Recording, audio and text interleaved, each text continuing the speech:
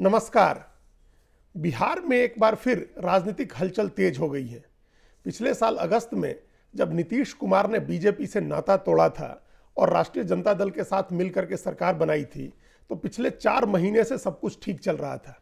ऐसा लग रहा था कि ये गठबंधन 2025 के विधानसभा चुनाव तक जाएगा। और जैसा कि नीतीश कुमार ने बीच में ऐलान किया था कि 2025 में तेजस्वी यादव महागठबंधन का नेतृत्व करेंगे, तो ये लग रहा था कि 2025 तक जाएगा गठबंधन और तेजस्वी यादव उसका नेतृत्व करेंगे। उनके नेतृत्व में ये महागठबंधन जो है, जिसमें राष्ट्रीय जनता दल यू, कांग्रेस और लेफ्ट पार्टियां शामिल हैं, वो एक साथ चुनाव लड़ेंगी। लेकिन अचानक पिछले 2 हफ्ते में कई ऐसी चीजें हुई हैं जिनसे ये लग रहा है कि गठबंधन के अंदर कुछ न कुछ कमी है, कुछ न कुछ गड़बड़ी है, कुछ न कुछ तनाव है। और वो तनाव ज्यादा बड़ा इसलिए भी दिख रहा है क्योंकि भारतीय जनता पार्टी उसका राजनीतिक इस्तेमाल करने की कोशिश कर रही है, जिसको फिशिंग इन ट्रबल वाटर बोलते हैं। ये ट्रबल्ड वाटर में फिशिंग करने का जो मुहावरा है, वो भारतीय जनता पार्टी कर रही है। उसको ऐसा लग रहा है कि आरजेडी और जेडीयू के भीतर कुछ तनाव है, कुछ गतिरोध है, कुछ मुद्दों को लेकर के दोनों के बीच मतभेद है, तो उसका अधिकतम राजनीतिक इस्तेमाल कैसे किया जा सकता है।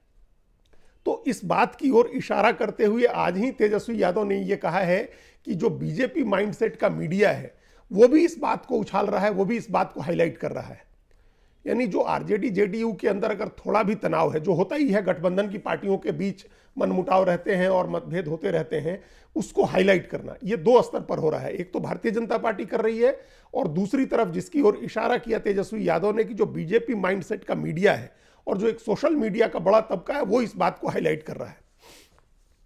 तो उसका क्या नुकसान होगा, उसका क्या असर होगा, वो एक पहलू है। लेकिन पहले ये देखें कि जो गतिरोध या मतभेद के जो मुद्दे हैं वो क्या है और कितने प्रभावी हो सकते हैं। इससे पता चलेगा कि जो बीजेपी जिस गेम प्लान की बात कर रही है, बीजेपी जो जिस योजना का प्रचार कर रही है, वो कितना सक्सेसफुल हो सकता है, उसके बारे में बताएंगे। वो बड़ी बात है और वो एक किसी ना किसी प्लानिंग के तहत बीजेपी वो कर रही है। उसकी क्या प्लानिंग है वो आपको बताएंगे आगे। पहले मतभेद के जो मुद्दे हैं, जिन मुद्दों पर तनाव हुआ है, वो जाने। इसकी शुरुआत तभी हो गई थी जब सरकार बनी थी।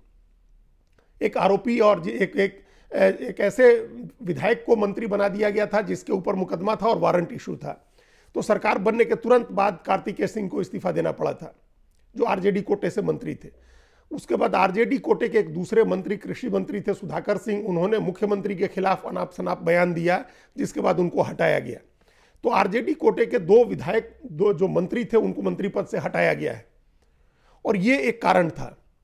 कांग्रेस की तरफ से, चूंकि कांग्रेस का कहना है कि उसको प्रॉपर रिप्रेजेंटेशन नहीं मिला है, उसके 2 लोग मंत्री बने हैं और उन दोनों के पास भी कोई काम के लायक या कोई महत्व का मंत्रालय नहीं है। तो वो एक पहलू है कांग्रेस के लोगों की नाराजगी का।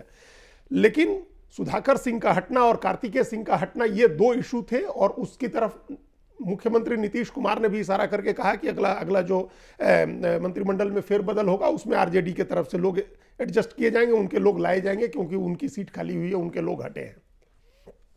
तो ये एक मुद्दा था जिसको आपसी बातचीत के जरिए दोनों पार्टियां सुलझा रही थीं। और इसी बीच जो राष्ट्रीय जनता दल के नेता हैं और राज्य में नीतीश कुमार की सरकार में शिक्षा मंत्री हैं चंद्रशेखर, उन्होंने रामचरितमानस को लेकर के एक बयान दिया, जो वो पूरी तरह से बेमतलब का बयान था, जिसका कोई मतलब नहीं था। एक वैसे भी एक नेताओं के अंदर, और ये जो खासतौर से सामाजिक न्याय की राजनीति करने वाली पार्टियां हैं, उनके नेताओं के अंदर मनुस्मृति को गालियां देने की परंपरा रही है।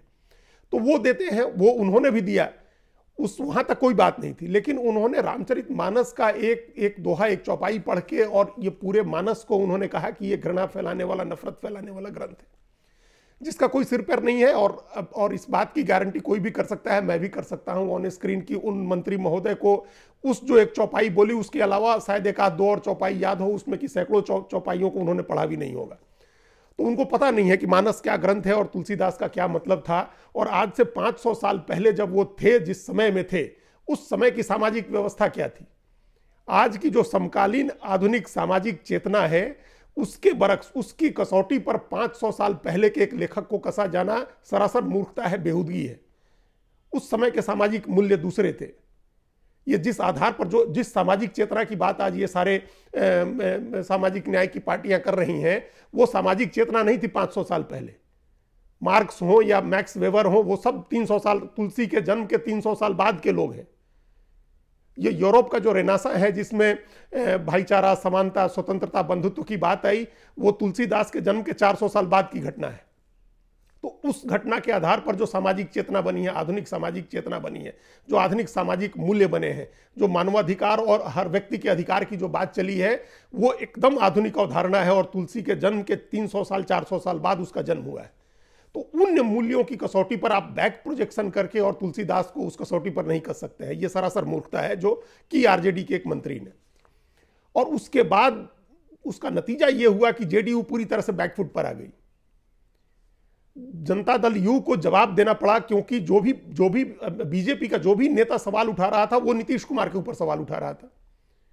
वो आरजेडी से सवाल नहीं पूछ रहा था कि आपके मंत्री ने ऐसा क्यों बयान दिया, तेजस्वी यादव जवाब दे। मुख्यमंत्री से पूछा जा रहा था और मजबूरी हो गई कि मुख्यमंत्री की पार्टी के लोग रामचरितमानस हाथ में लेकर के उसकी सौगंध खाएं, उसकी कसमें खाएं और ये कहें कि वो इसमें भरोसा करते हैं, इसमें विश्वास करते हैं।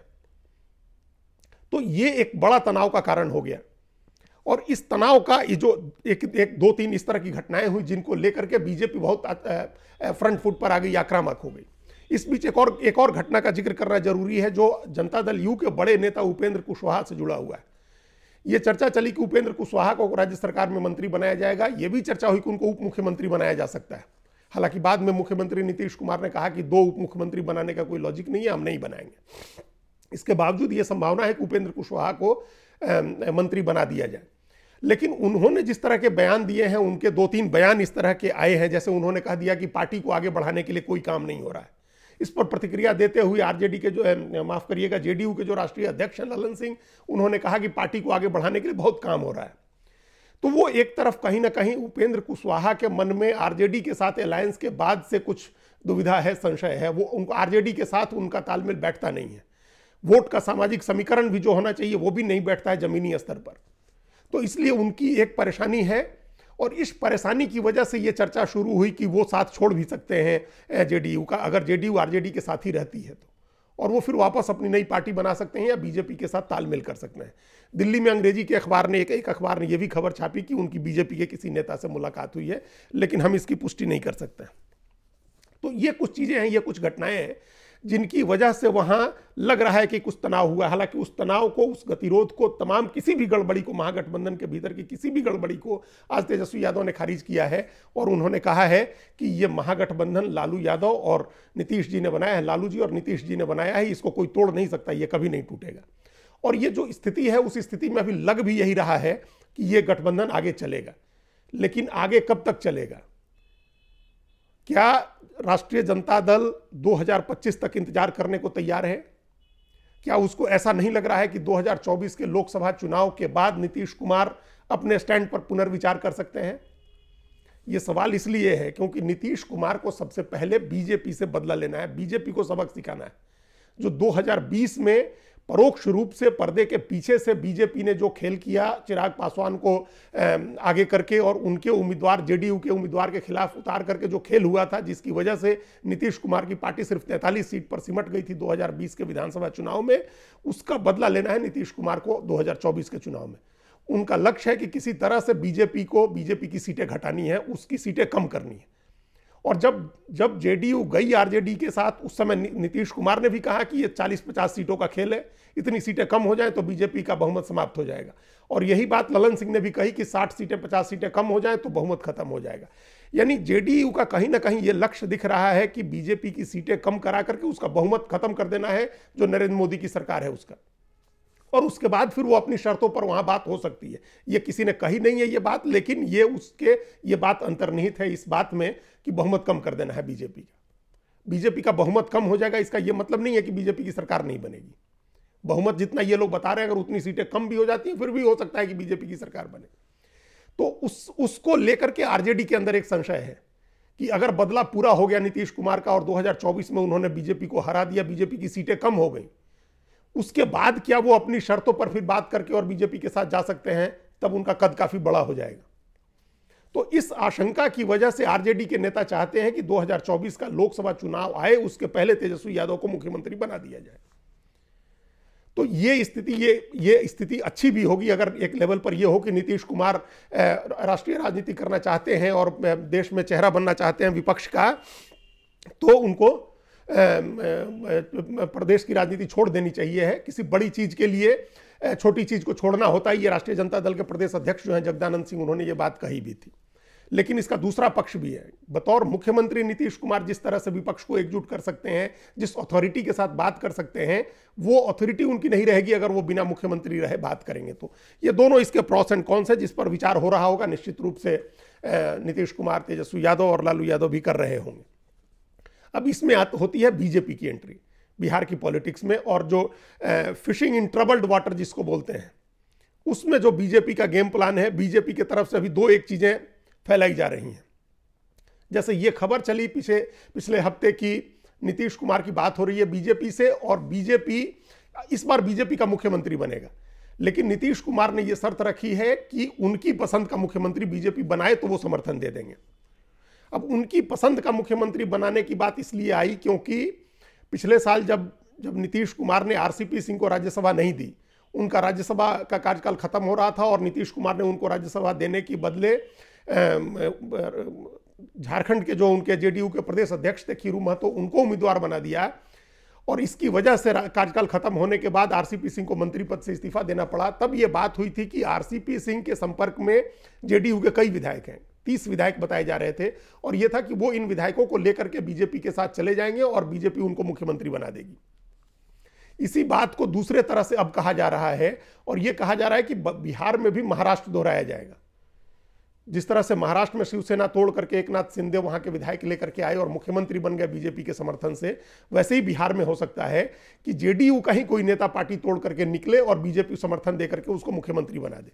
वो चेहरा आरसीपी सिंह हो सकते हैं, लेकिन जब से वो मंत्री पद से हटे हैं तब से काफी लो प्रोफाइल है और वो पता नहीं है कि क्या राजनीति कर रहे हैं। और इस बीच उनकी काट के लिए एक दूसरे टेक्नोक्रेट ब्यूरोक्रेट को, राजीव रंजन को अभी जेडीयू ने अपनी पार्टी में शामिल कराया। पहले जो जेडीयू छोड़ करके बीजेपी में चले गए थे और बीजेपी के प्रदेश उपाध्यक्ष भी रहे थे, उनको अभी शामिल कराया है जेडीयू ने अपनी पार्टी में। वो नालंदा के रहने वाले हैं और आरसीपी की काट के तौर पर एक तरह से उनको देखा जा रहा है कि वो वहां काम आएंगे, उससे जेडीयू मजबूत होगी, नीतीश कुमार की ताकत बढ़ेगी। लेकिन ये इसके बावजूद ये बात है बीजेपी की तरफ से कि महाराष्ट्र दोहराया जा सकता है, और वो दोहरा सकता है कोई जेडीयू का ही नेता।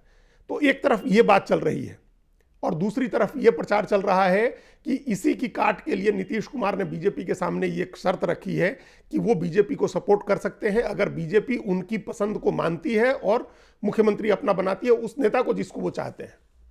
और नीतीश कुमार किसको चाहते हैं, ये बिहार की राजनीति समझने वाला हर आदमी जानता है कि बीजेपी में सिर्फ एक ही नेता है जिसके ऊपर नीतीश कुमार भरोसा कर सकते हैं, और वो नेता है सुशील कुमार मोदी।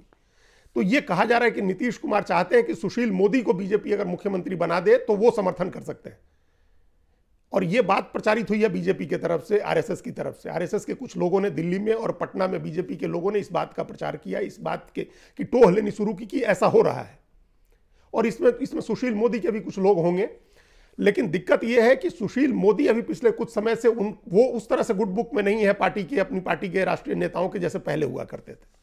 तो इस वजह से एक कहानी यह है और दूसरी कहानी महाराष्ट्र दोहराने की है। अब ये दोनों कहानियां, इन दोनों कहानियों का कोई बहुत आधार नहीं है। अभी ऐसा नहीं दिख रहा है कि जेडीयू के 30 विधायक ऐसे हैं जो पार्टी छोड़ करके चले जाएंगे और पार्टी में एकदम वर्टिकल स्प्लिट हो जाएगा, 2/3 विधायक एक तरफ चले जाएंगे। नीतीश कुमार की हैसियत या नीतीश कुमार की ताकत इतनी कम नहीं हुई है, इसलिए ऐसा लग रहा है कि ये एक जो आरजेडी जेडीयू के भीतर जो गतिरोध चल रहा है, जो थोड़ी बहुत समस्या दिख रही है, उसका फायदा उठाने के लिए बीजेपी ये दोनों बातें फैला रही है। पहली कि नीतीश कुमार फिर वापस पलटी मारेंगे, वापस बीजेपी के साथ आएंगे और तब बीजेपी उनके कहने से सुशील कुमार मोदी को सीएम बना दे। और दूसरी कि नीतीश कुमार की पार्टी टूट रही है, उनकी पार्टी के 30 विधायक निकलेंगे, उन्हीं का कोई नेता लेकर के निकलेगा और महाराष्ट्र की तरह उसको मुख्यमंत्री बना करके बीजेपी वहां राज करेगी। ये दोनों बातें चल रही है, लेकिन इन दोनों बातों का कोई बहुत आधार नहीं दिख रहा है। इसके बावजूद बिहार की राजनीति अभी काफी दिलचस्प मोड़ पर है और अभी चीजें ठंडी नहीं होनी है। ये चीजें चलती रहेंगी, हमारी भी नजर इस पर रहेगी, इस बारे में हम आपको बताते रहेंगे। धन्यवाद।